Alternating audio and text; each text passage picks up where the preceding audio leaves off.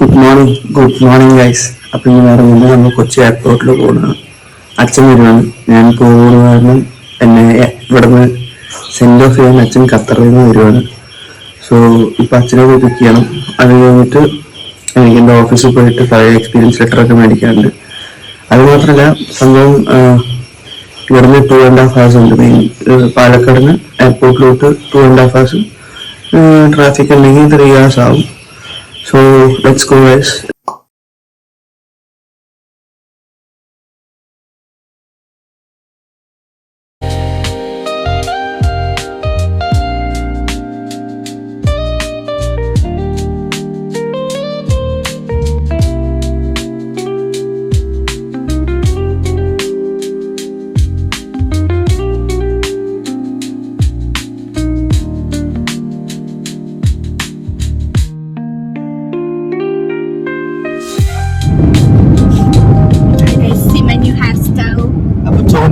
നല്ലൊരു പൈസ പൊട്ടിച്ചിട്ടാണ് ഞങ്ങൾ ഇങ്ങനെ ഇറങ്ങിയിരിക്കുന്നത്. ഞങ്ങൾ ബിയാർ പോയി. അവിടെ പോയി ഞങ്ങൾ ഐസ്ക്രീം കഴിച്ചു. ഒരാള് ഏട്ടന്റെ ക്രെഡിറ്റ് കാർഡ് കൊടുക്കാൻ നോക്കി, പക്ഷെ നടന്നില്ല. സ്വന്തം കാശ് കൊടുക്കേണ്ടി വന്നു. അതിൽ ഖേദിക്കുന്നു ആൾ. And after that we are going to buy cake. Today is our Checha's birthday. So we are planning to buy a small cake for him. എയർപോർട്ടിൽ പോയി പിക്ക് ചെയ്തു വന്നു. അത് കഴിഞ്ഞിട്ട് ഓണിയൻകായി പോയി കേക്ക് വാങ്ങിക്കണം. കേക്ക് വാങ്ങിച്ച അച്ഛന്റെ ബർത്ത്ഡേക്ക് കേക്ക് മുറിക്കണം. അത് കഴിഞ്ഞിട്ട് നമ്മുടെ ബാഗ് പാക്ക് ചെയ്യണം. നമ്മുടെ വലിയൊരു യാത്രക്കുള്ള എന്താ പറയാ തയ്യാറെടുപ്പുകൾ തുടങ്ങണം.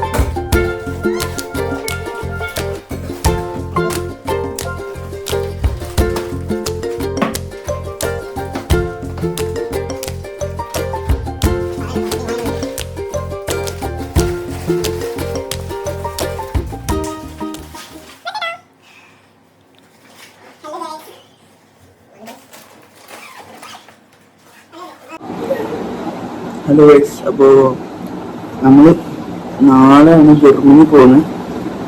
സംഭവം തലേദിവസത്തെ വീഡിയോ എടുക്കാൻ പറഞ്ഞപ്പോൾ അച്ഛനും അനിയത്തിയും കൂടി ഓടിപ്പോയി മേക്കപ്പ് ചെയ്യാൻ പോയിരിക്കുക. വെള്ളം കൂടി ചീർപ്പൊക്കെ എടുത്തിട്ടായിരുന്നു മേക്കപ്പ് ചെയ്യാൻ പോയിരിക്കുകയാണ്. ഇവള് പിന്നെയും പോട്ടെ, എന്റെ അച്ഛൻ മോൻ കഴുകാൻ പോയി ഫേസ് വാഷൊക്കെ ഇട്ടിട്ട് പോയി വന്നു. എന്നൊക്കെ ഇനി കണ്ടിന്യൂ ചെയ്യാം. ഒരു പരിപാടി ഉണ്ട്. നിനക്ക് എന്റെ അഭിപ്രായം? ഞാൻ പോണതിന്റെ അവസാനത്തെ ലാസ്റ്റ് വേർഡ്സ് പറയൂ. Last words literally happy. Miss you.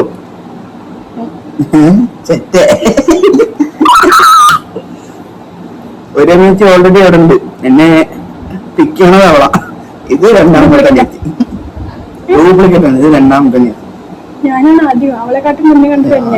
ഇവളാണ് ആദ്യം തന്നെ എത്തി.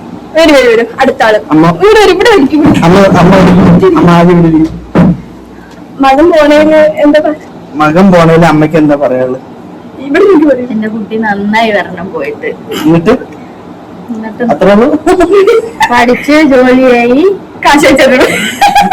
നിങ്ങളുടെ ശരിക്കുള്ള ഉദ്ദേശം പറയൂ.